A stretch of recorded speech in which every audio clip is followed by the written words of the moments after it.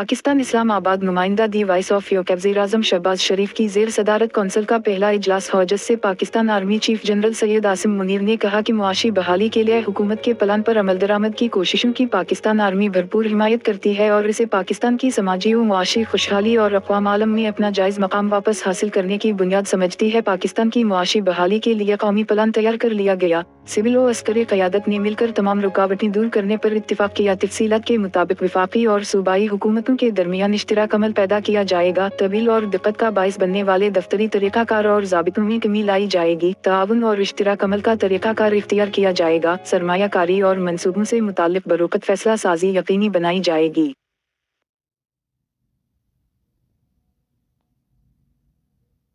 इजलास के एलामिया में बताया गया है कि वक्त के वाज़े तयन के साथ मंसूबों पर अमल दरामद को यकीनी बनाया जाएगा। विफाक़ और सूबों में हम आहंगी लाई जाएगी ताकि एक ही मामले पर दोहरी कोशिशों के रुझान का खात्मा हो। विफाक़ और सूबों की एला सतह शिरकत तमाम मुश्किलात के बावजूद मुआशी बहाली के कौमी अज़्म का वाज़े इज़हार है। पाकिस्तान की मुआशी बहाली के लिए कौमी प्लान तैयार कर लिया गया। सिविल व अस्करी क़यादत ने मिलकर तमाम रुकावटें दूर करने पर इत्तिफ़ाक़ किया। इस सिलसिला में गैर मुल्की सरमायाकारी के रास्ते में रुकावटें दूर करने के लिए स्पेशल इन्वेस्टमेंट फैसिलिटेशन कौंसिल भी कायम कर दी गई। वज़ीर-ए-आज़म शहबाज शरीफ के ज़ेर सदारत कौंसिल का पहला इजलास भी हुआ, जिसमें आर्मी चीफ, वज़रा एला, विफाक़ी व सूबाई वज़रा एला, सरकारी हुक्काम ने शिरकत की। कौंसिल के पहले इजलास का एलामिया जारी कर दिया गया, जिसके मुताबिक कौमी हिकमत अमली से मुल्क को दरपेश मौजूदा मुआशी मसाइल और बुहरानों से निजात दिलाना, गैर मुल्की सरमायाकारी की राह हमवार